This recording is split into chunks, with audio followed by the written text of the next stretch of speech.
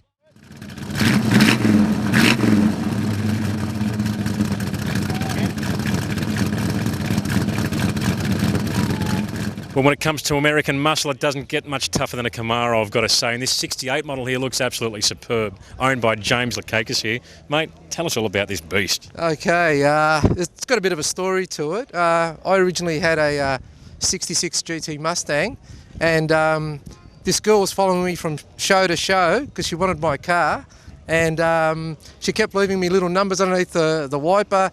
Do you want to sell it? Do you want to sell it? I just, kept on ringing saying no, no, no. Then one day she said, she left a little card and said, do you want to sell it or swap it? And I thought, oh, okay, swap it. You thought she had a Hyundai or something, maybe? Yeah, I did. Anyway, I gave her a call and she goes, oh, I've got this crappy Camaro that I hate driving. So, yeah, went down, had a look at it, thought, oh, hello, and I'm a Chev man anyway. So yeah, did the deal, did the trade, except mine was turnkey drive and this was turnkey trailer. So did you do the resto on it, did you? Absolutely, absolutely. My brother Sam built the motor in his garage in Burwood. Is it a banger? Yeah, it goes all right, I actually did the body and my brother-in-law painted it. So yeah, Kept it all in the family, mate. Absolutely. Cheapest way. And tell us about that engine and the drivetrain. What's been done to it? Yeah, well, basically it's a small block Chev, aluminium heads, baby hydraulic roller, just a full bolter, just a usual goodies. Probably about 400 and something, odd horsepower. So, and what trans is it running behind it? Turbo 350 and your Chevy diff with 4 ones.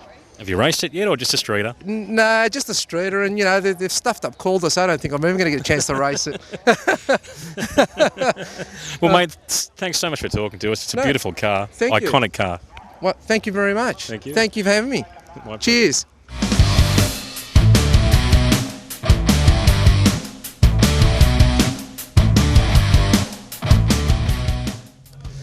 Well, look at what I found here, viewers. A very, very rare car. This absolutely gorgeous 1970 Dodge Challenger Convertible, owned by Brian Dowell here. Brian, beautiful car, mate. Give us a rundown on this machine. Yeah, thanks, Glenn. It's a 70 non-RT Challenger Convertible. It's 383 HP, 4-barrel, 4-speed, one of 32 produced. So it's a very rare car in Australia. Unbelievable, mate. And I believe you did the build yourself. Yeah, I bought the car in Central Victoria, and it was a basket case. Came in boxes and bits and pieces, and it had been damaged, and yeah, it was a big project putting it together. Yeah, it was really good. What's this thing like with the top down on a day like today? You can't beat a day like today in a convertible. It's perfect weather. It's just lovely cruising with the cool air. It's not too hot. It's just nice. Yeah. There's nothing quite like looking up at those clouds, is there? I think some days convertibles are suitable. They're obviously, people seem to think convertibles are good on a hot day, but they're not. I think they're good on mild days and winters, summer days. That's the best time for them. So how does she perform with the 383? Yeah, it's good. It's got reasonable power. It depends what you're used to with horsepower, I suppose, but it's got enough power. It feels, with a manual, it feels quite torquey, so I enjoy it, yeah. Now, I believe, I wish I had some money, but this car is for sale. Yeah, the car is for sale at the moment. Yeah, I got to thin out the herd a little bit, and there's other cars I want to build, so I have actually got it for sale. I've never actually advertised it. Yeah. Well, mate, if I want touch later tomorrow, I'd probably be giving you a call. But viewers, if you're looking for an absolutely gorgeous 70 Challenger, one of only 32, go to the Gasolene website, contact the producer, and I'll put you on to Brian. Thanks for talking to us, mate. Nice, thanks very much. Thanks. Now here's an event to mark on your calendar for 2013, the Gasolene Muscle Car Expo. There's never been an event like this one, where some of Australia's very best concourse American and Australian muscle cars come together under one roof. Also featured by special invitation, barn finds, street machines, special interests and 50s classics. So if you want to see the best of the best and cars you've never seen before all under one roof, then this is the show for you. 12th to 14th of July 2013, Royal Exhibition Buildings in Melbourne. Don't miss it. And don't forget, viewers, to look up the all-new Shannons Club. Shannons Club is a huge site. It's like a hub for enthusiasts. You jump on there. You can start your own garage, put pictures of your cars up there, stories of your cars, videos, you name it. You'll see people like myself on there, Jim Richards. Click on our garages and check out some of our machines and some of our past machines. It's an incredible site. It's growing every day, so get onto it and have a ball.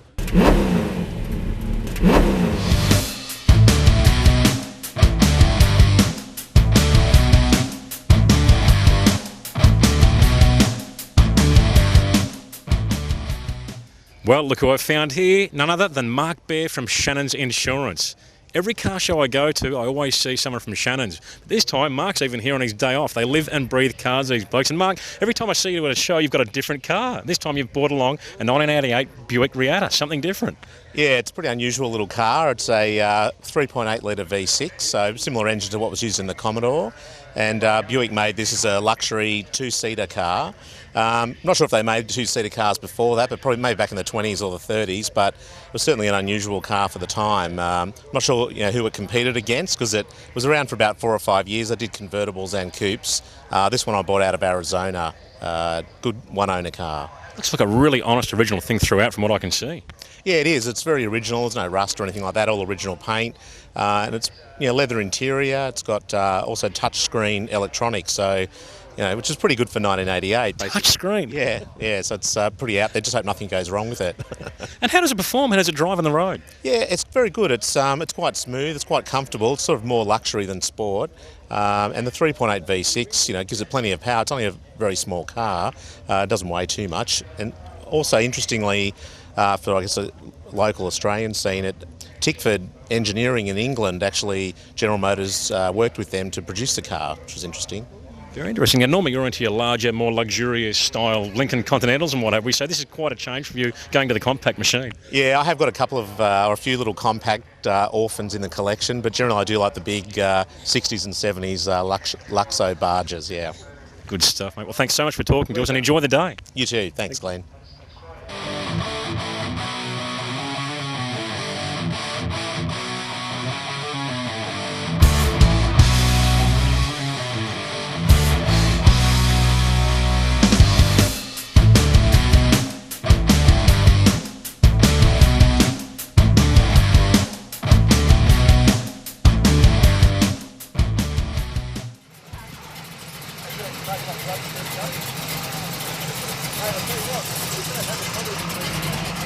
Gasolene, guys? G'day, mate. Yeah. Beautiful day today for a car show. I love your show.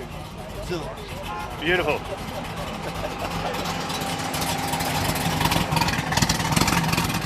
That's one thing I love about this event. You always see different types of vehicles. They always turn up. We're here with Chris Benici here, and he's got a beautiful Plymouth Satellite Sebring. A very, very rare model here. You don't see too many of these kicking around, mate. Glenn, I've only ever seen two. One was on Just Cars, and one was on carsales.com. Okay, they're both interstate. So, yeah. Tell us a bit about the car. Tell us about the running gear and the story behind it. Right, well, basically, I bought it off eBay. I saw your show last year. You interviewed a guy. He bought a car off eBay, so I'd always wanted to do this, and that's what got me started. Gave me the incentive. So I looked up the USA eBay site and found a car. The guy was reluctant. He basically thought I was a bit weird. No one's ever done that before. So plus I broke the ice with him, and we got talking and so forth, sent the money, blah, blah, blah. We're 6 months in the process. So probably thought, who's this bloke with this weird accent? What's going on here? Yeah, that's what he thought, I think so, yeah. So anyway, broke the ice, we sent the money, and once he got his money, he was happy, okay? So that makes a difference, doesn't it, every time? It does, it does. So the car arrived here on November 28th last year. Customs wouldn't let me have it for a couple of little reasons. I got the car, then started working on it. Got the roadworthy, got the little touch-up jobs done to it. It's basically just a stock satellite Sebring. It's been pimped up a little bit with the bonnet and the spoiler. Apart from that, the car is exactly how it came out of the showroom. Original with 318, original 904 transmission, original diff, so it's an original car. I was very lucky to get a good buy. Very lucky. It's sight unseen. I had no one check it out. I just looked at the pictures and I trusted the guy. And that was it, really. It's a bit of a luxurious sort of a machine too to drive. It looks pretty comfy. It is. It's a 360 cubic inch motor under construction at the moment. Building that at home, it's going to be quite good. So next year I'll be able to lift the bonnet for you. It doesn't look too good under there. It's 40 years old next month. So yeah, once the new engine goes in there, and it's going to go well. It's going to sound good as well as another transmission. So we'll just slowly, and it all takes money. And unfortunately, it'll work for that. So it takes time. Well, it sounds exciting, mate. Like most people's cars, they're always a work in progress. There's always something coming new. And thanks so much for talking to us, mate. Sounds like a great machine. It is, Glenn. Thank you very much, and thanks for interviewing. Thank you. Okay, bye-bye.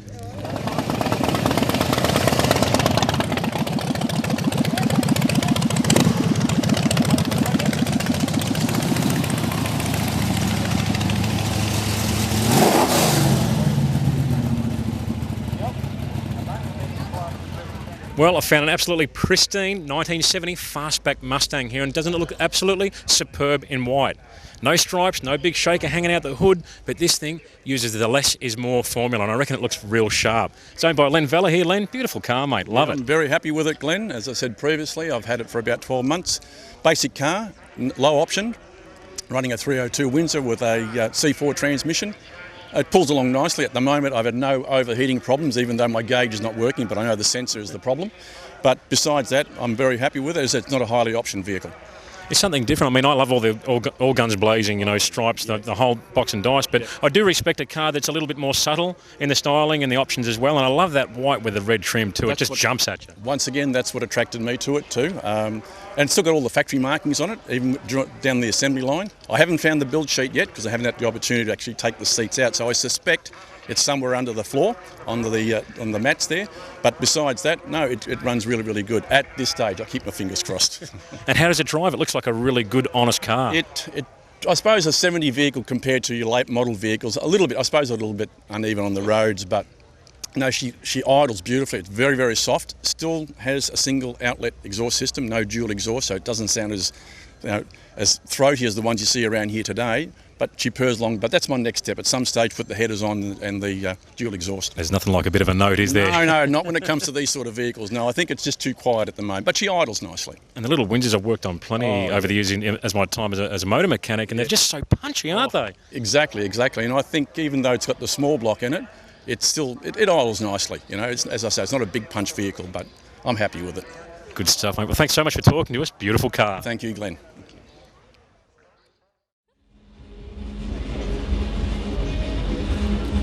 We're the Gasolene Twins. Hope you're enjoying the show.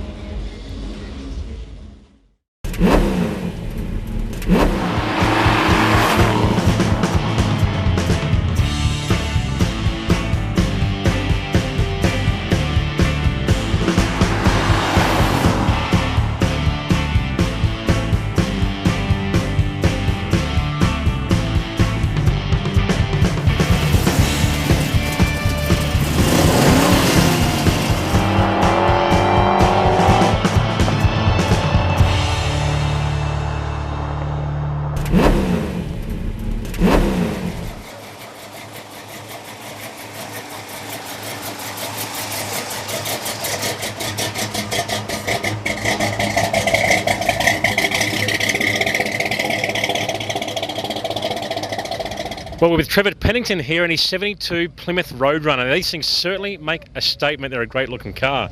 Trevor, beautiful car, mate. Tell us all about it. Thank you. Yeah, probably picked it up about 10 years ago. Guy up in Albury. And yeah, just caught it as it was just about to... Yeah, the paint was getting a bit funny and the motor was running a bit rough. So I snapped it up, got a bit of a deal on it, and spent the last 10 years just cosmetically going over it. Interior, wheels, chrome, engine bay, boot, sound system. Yeah. And what power plant and drivetrain is she running? Well, it's my favourite. It's a 440 cubic inch, 7.2 litre Chrysler. It's a cop motor from a pursuit car from the States, and yeah, it goes pretty good. Yeah. Nothing like a big engine, is there, mate? Yeah, no, the torque is incredible.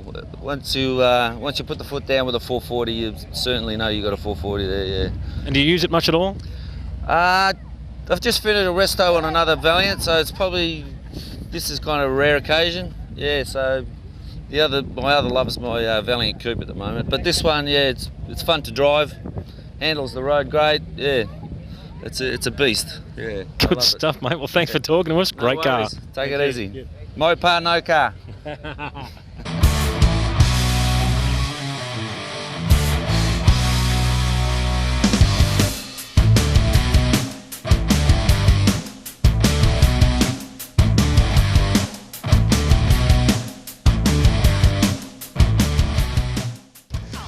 Well, I found an absolutely spectacular 1957 Ford Custom Line here. Got a bit of modern technology in her too. Owned by Jim Camilleri here, mate. Tell us all about this car. How you going, Glenn? Yeah, it's a 6-year project. I bought it supposedly ready to paint, and 6 years later it was ready to paint. We've put a fuel-injected 5-litre V8 in it, and all the running gear, so it's got 4-wheel disc brakes, 4-speed auto, and it cruises very, very nicely. So 6 years of hard work, mate, but I'll tell you what, it's been worth every year of it from what I can see. Well, certainly the last 2 years have been a real fantastic 2 years, because we've been zooming around to every show we can go to and cruising with club cruises and what have you, and yeah, the hard work certainly paid off. And you did most of the restoration work yourself? A lot of it. I've had a lot of help from friends. Trevor Davis helped me for a little while there on advice on who to get to help me prepare the car, but after that it was all on my own with my mate David, and we did all the engineering work ourselves, and we had the car engineered, so it's all roadworthy and engineered and all legally done, and yeah, it's a very nice cruiser. It must drive absolutely fantastic. It does. I mean, I had a custom line as a youngster, the same year and model, and then we go and get married and we can't afford these big cars, so now I'm old enough and got a few bob I can afford to buy one. Well, we've restored one. Well, mate, absolutely spectacular car, and thank you so much for letting us look at it. You're more than welcome, Glenn, and thank you very much for showing the car. I guess that's the thing you get when you build something yourself, and a bit of pride when someone acknowledges that you have got a nice motor car. Well, mate, it's very worthy, and I'd have it in my shed in a second. Good on you, mate. Thank you very much. Thanks. Thank you.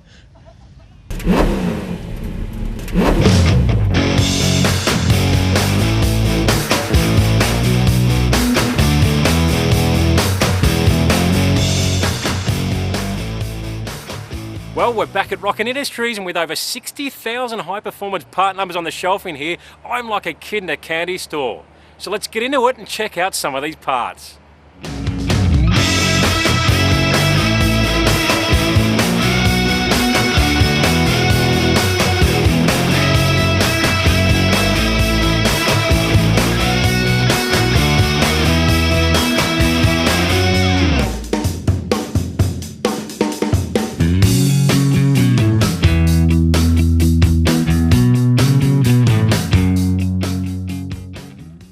Now, of course, these Ultra HPs do come in other colour schemes, but the hardcore grey is the one for me.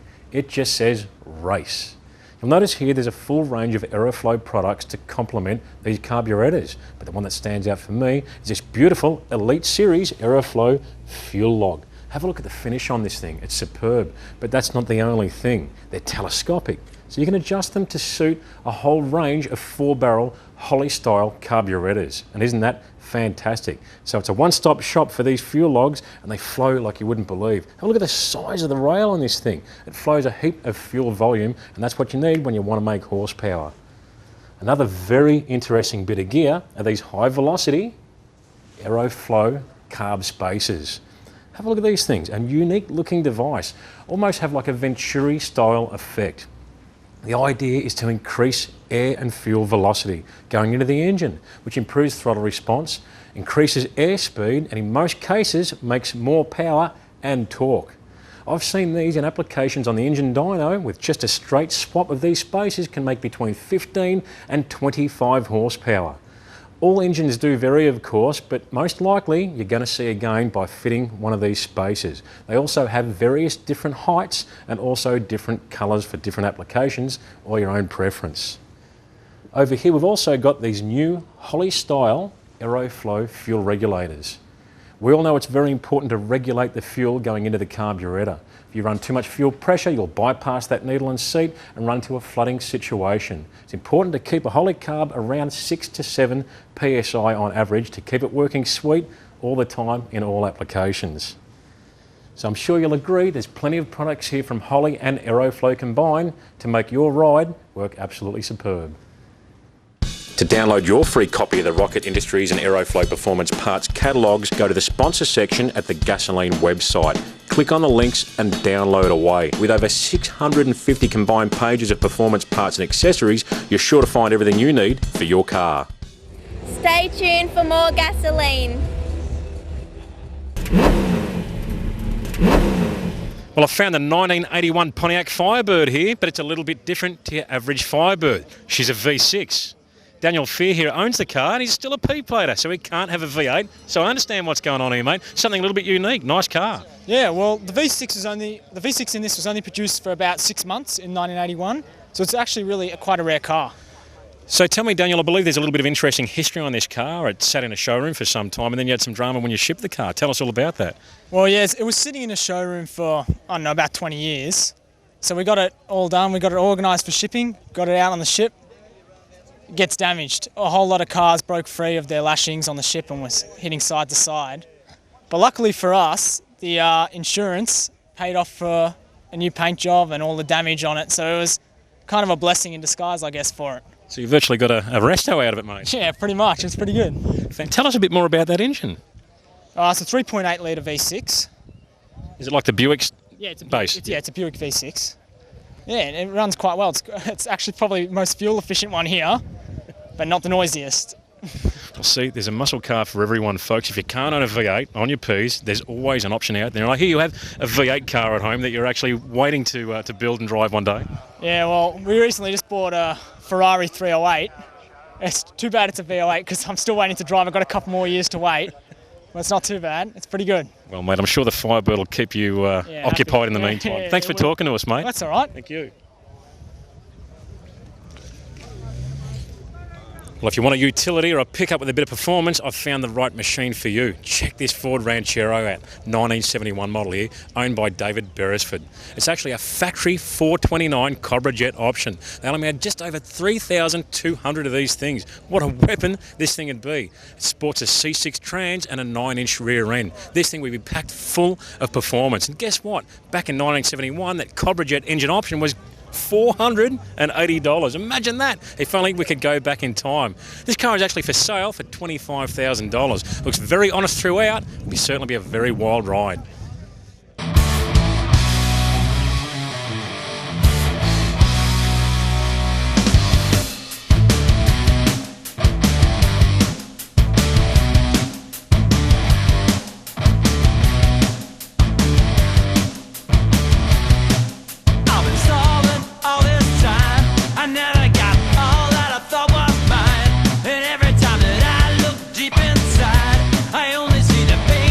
Left behind.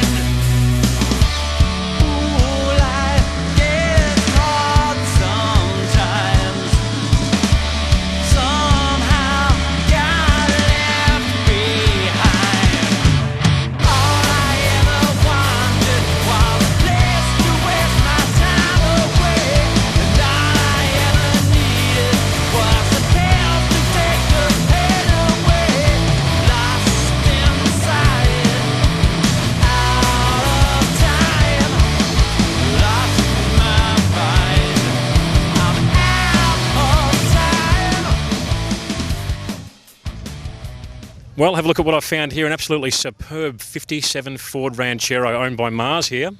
Mate, this thing's absolutely spectacular. Tell us about the build. Tell us about the car. We've had the car for about 18 months, I think it's been. I landed it 5 weeks before Bright Rod Run 2011.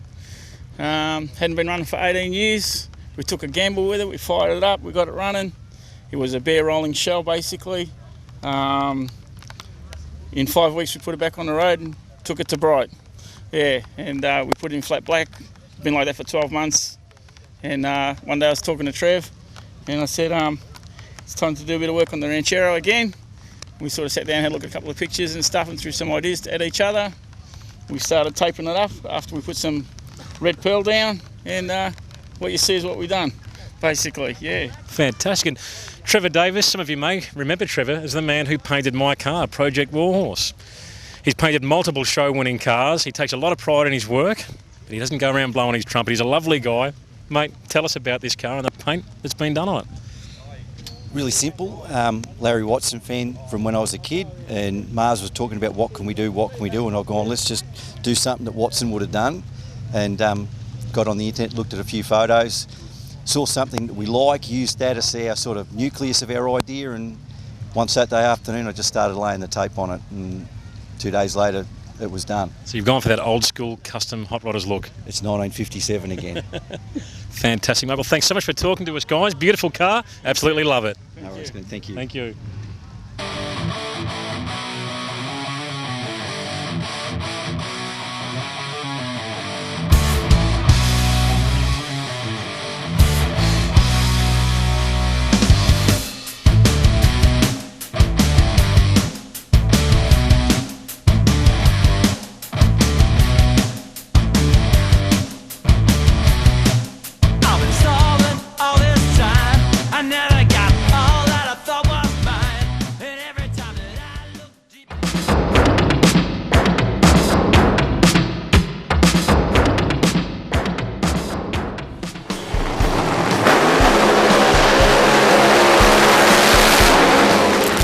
And remember, viewers, if you want to see past Gasoline episodes, go to shannons.com.au. Click on the Gasoline link and enjoy.